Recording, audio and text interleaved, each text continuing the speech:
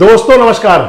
देश का चुनाव हो चुका है, चुनाव परिणाम आ चुके हैं, सरकार बन चुकी है, मंत्री बन चुके हैं, मंत्रियों को कामकाज मिल चुका है और आज से मंत्रियों ने अपना कामकाज भी संभाल लिया। यानी कि सरपट दौड़ने के लिए सरकार अब पूरी तरह तैयार हो गई है। मैं आपसे इस वीडियो में जिक्र कर रहा हूं हरियाणा का। हरियाणा केंद्र के लिए कितना महत्वपूर्ण है हरियाणा, मैंने आपको एक पिछले वीडियो में कहा था। एक बार मैंने आपको यह बताया था कि मोदी के लिए हरियाणा कितना महत्वपूर्ण है, यह भी आपसे जिक्र किया था। लेकिन न केवल मोदी, न केवल भाजपा की सरकार, हरियाणा का हमेशा ही केंद्र के अंदर एक अलग अस्तित्व और वजूद रहा है।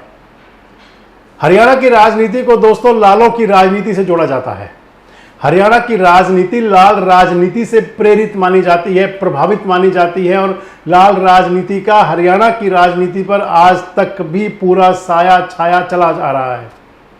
हरियाणा के अंदर दोस्तों तीन लाल बड़े प्रचलन में रहे हैं, चौधरी देवीलाल, चौधरी बंसीलाल और चौधरी भजनलाल। इनसे पहले एक राजनीति के संत लाल भी थे, संत हरद्वारी लाल कहते थे। हरद्वारी लाल वाइस चांसलर हुआ करते थे यूनिवर्सिटी के। हरद्वारी लाल जी राजनीति के अंदर तो भले ही उतना नहीं चल पाए, चुनाव लड़ा हार गए, लेकिन इसके बावजूद राजनीति के अंदर आज भी उनके कई शागिर्द हैं। हरद्वारी लाल तो नहीं चले, लेकिन चौथे लाल हरियाणा के अंदर एक और रहे।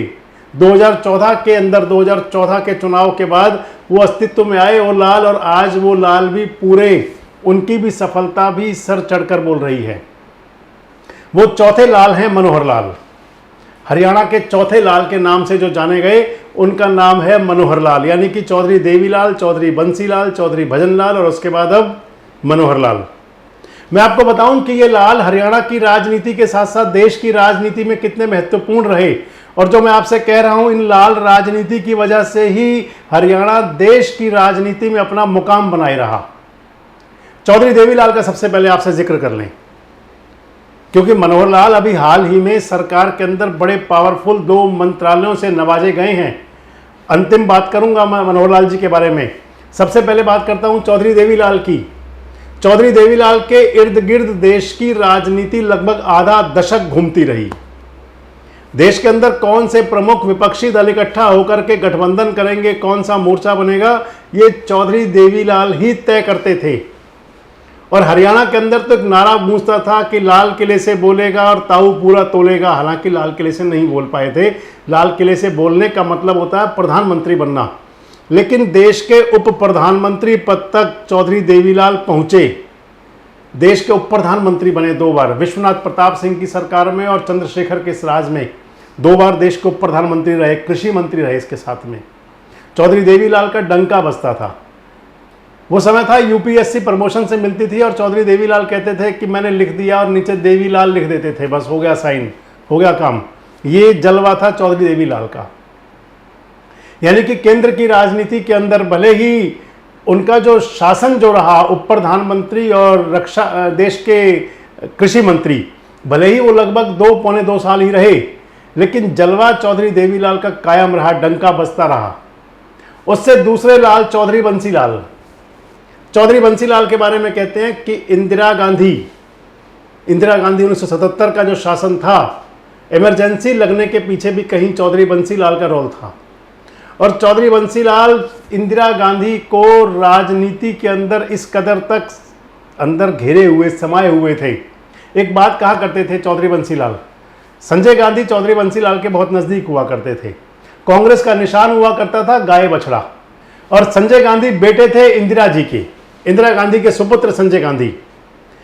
और चौधरी बंसीलाल कहा करते थे कि बछड़े को मना लो, माँ खुद साथ साथ आ जाएगी। यानी कि ये कहना था चौधरी बंसीलाल का कि संजय गांधी उनके इतने समीप है, इतने नज़दीक है, इतने साथ हैं और उनके वश में हैं। ये दिखा भी सही। चौधरी बंसीलाल हमेशा जब तक वो रहे और जब तक कांग्रेस का शासन रहा 1996 से पहले, उसके अंदर चौधरी बंसीलाल का डंका बजता रहा। चौधरी बंसीलाल का डंका बजा। रक्षा मंत्री रहे देश के, रेल मंत्री रहे देश के, और इसके साथ साथ चौधरी बंसीलाल बहुत महत्वपूर्ण किरदार रहे। अगले लाल चौधरी भजनलाल। चौधरी वो भी देश की सरकार के अंदर, भारत सरकार के अंदर कृषि मंत्री बने। सांसद बने और कृषि मंत्री बने, लंबा समय हरियाणा का मुख्यमंत्री रहे। ये तीनों नेता, चौधरी देवीलाल भी, चौधरी बंसीलाल भी और चौधरी भजनलाल भी, ये तीनों नेता, सबसे ज्यादा बंसीलाल जी, फिर भजनलाल जी, फिर देवीलाल जी हरियाणा के मुख्यमंत्री रहे। और चौधरी भजनलाल भी जब कृषि मंत्री थे, केंद्र की राजनीति में भी वो पूरी तरह से समाये रहे, केंद्र की राजनीति में भी। इतना ही नहीं, पीवी नरसिम्हा राव की जो सरकार थी, अल्पमत वाली सरकार, उसको जो जुगाड़ से बचाने की बातें चलती थी, तो उस समय चौधरी भजनलाल के बारे में नाम आ गया था कि राजनीति के पीएचडी हैं चौधरी भजनलाल। ये नाम तभी मिला था महत्वपूर्ण रूप से उन्हें। और आज मनोहर लाल हरियाणा के चौथे लाल, 2014 से लेकर और 2024 फरवरी 2024 लगभग 9.5 साल हरियाणा के मुख्यमंत्री बने। 2014 में पहली बार विधायक बने। जो चुनावी राजनीति में आए मनोहर लाल, वो 2014 में ही आए। हालांकि उससे पहले वो संगठन का काम खूब बाखूबी संभालते रहे। हरियाणा के अंदर जो सरकार थी चौधरी बंसीलाल और भारतीय जनता पार्टी गठबंधन की 1996 में, हरियाणा विकास पार्टी भाजपा गठबंधन की सरकार, उसका गठबंधन टूटने में, वो सरकार गिरवाने में मनोहर लाल का भी एक अहम किरदार था। मनोहर लाल को जाना तो तब से जाता है, लेकिन चुनावी राजनीति में, चुनावी सियासत जो शुरू हुई वो 2014 के चुनाव में शुरू हुई। 2014 के चुनाव में मनोहर लाल को टिकट मिला विधानसभा का करनाल से। मैं आपको बताऊं, मनोहर लाल जी से एक मुलाकात का मौका हमको मिला था 2014 के विधानसभा चुनाव से पहले। केंद्र में मोदी सरकार बन चुकी थी, भारतीय जनता पार्टी पूरे उफान पर थी। मनोहर लाल जी कह रहे थे, एक निजी मुलाकात थी हमारी, कुछ लोग और थे उसके अंदर, कह रहे थे कि अगर चुनाव लड़ा जाएगा तो फिर तय है मुख्यमंत्री बनाया जाएगा। उस समय चर्चाओं में यह भी था कि क्या कहीं मनोहर लाल फरीदाबाद से भी चुनाव लड़ सकते हैं, लेकिन करनाल से चुनाव का, विधानसभा का टिकट मिला। 2014 में करनाल से पहली बार विधायक बने और पहली बार विधायक बन के ही हरियाणा के मुख्यमंत्री बन गए। ये बहुत कम मौके होते हैं दोस्तों, इसलिए मैं बता रहा हूं कि मनोहर लाल हरियाणा की राजनीति में, केंद्र की राजनीति में, भाजपा की राजनीति में अलग मुकाम रखते हैं और ये अब की बार साबित हो गया। इसके साथ ही हरियाणा की जो लाल राजनीति है उसके अंदर भी मनोहर लाल पूरी तरह से पावरफुल होकर सामने आए, क्योंकि बता रहा हूं मैं आपको कि 2014 का विधानसभा चुनाव करनाल से लड़े, जीते, मुख्यमंत्री बने। 2019 का विधानसभा चुनाव लड़ा, करनाल से जीते, मुख्यमंत्री बने।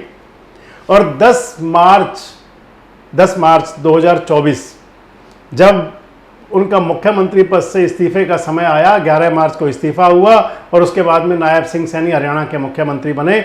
बाद में उनका इस्तीफा विधानसभा से हो गया मनोहर लाल का। तो लोगों ने ये कहना शुरू कर दिया कि शायद राजनीति के अंदर मनोहर लाल का सूर्यास्त होने वाला है, लेकिन अगले ही दिन उनको करनाल से लोकसभा का टिकट मिल गया।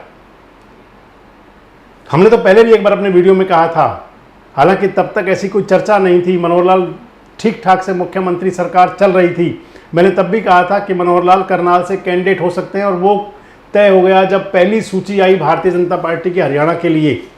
मनोहर लाल को करनाल से लोकसभा का टिकट मिला। लोगों ने खूब कहा कि करनाल में टक्कर भी हो सकती है, फाइट भी हो सकती है, लेकिन हम हमेशा कहते थे कि मनोहर लाल बड़े अंतर से चुनाव जीतेंगे। चुनाव जीते और चुनाव जीतकर मनोहर लाल पहली ही बार केंद्र सरकार के अंदर कैबिनेट मंत्री बने। अब मोदी पार्ट 3 की सरकार जो है, जिसके अंदर अभी 3 दिन पहले ही शपथ ग्रहण हुआ 9 तारीख को, और मनोहर लाल ने शपथ ली, उसके अंदर 8वें नंबर पर मनोहर लाल को 2 महत्वपूर्ण विभाग मिले। एक उनको शहरी विकास मंत्रालय और दूसरा पावर मिनिस्टर, ऊर्जा मंत्री। आप ये मान करके चलें कि जब आज हालांकि सरकार अल्पमत की है, नरेंद्र मोदी के नेतृत्व में बीजेपी की सरकार तो है, एनडीए की सरकार तो है, लेकिन उसके पास वो पूरा बहुमत नहीं है। जादुई आंकड़ा 272 से पीछे है। कई प्रकार के दबाव भी थे, लेकिन हालांकि दबाव तो सारे नरेंद्र मोदी जी ने सारे साइड कर दिए। ये जरूर है कि मनोहर लाल को जो रुतबा, जो ओहरा मिला है, उसके बाद 2 बातें हो गई। एक तो लाल राजनीति के अंदर मनोहर लाल हरियाणा के चौथे लाल, अब तय हो चुका कि हरियाणा के वो चौथे लाल हैं। और दूसरा, मनोहर लाल राजनीति के अंदर अपना कितना बड़ा मुकाम रखते हैं कि हालात कुछ भी हों, हालात कुछ भी रहे हों, 2014 से जब से वो नरेंद्र मोदी के साथ लगे, यानी कि मोदी जी प्रधानमंत्री और वो हरियाणा के मुख्यमंत्री, और अब तीसरी टर्म में जब नरेंद्र मोदी प्रधानमंत्री, तो उनकी कैबिनेट में पावरफुल मिनिस्ट्रियों के साथ एक बार फिर मनोहर लाल आगे हैं। आपको क्या लगता है कि देश की और प्रदेश की राजनीति में मनोहर लाल की अभी और भी आगे कोई बड़ी भूमिका होनी है? आपको क्या लगता है कि मनोहर लाल को हरियाणा से जो कैबिनेट मिनिस्टर रैंक दी गई है, इतने बड़े पावरफुल मिनिस्ट्री, तो इससे क्या हरियाणा विधानसभा चुनाव का इसका असर कोई आएगा? और आपको क्या लगता है कि हरियाणा विधानसभा के चुनाव जो अगले 4-5 महीने में होने हैं, उसके अंदर बीजेपी का प्रदर्शन कैसा रहेगा? कमेंट्स बॉक्स में जरूर बताएं। जुड़े रहें हमारे साथ, देखते रहें देश रोजाना।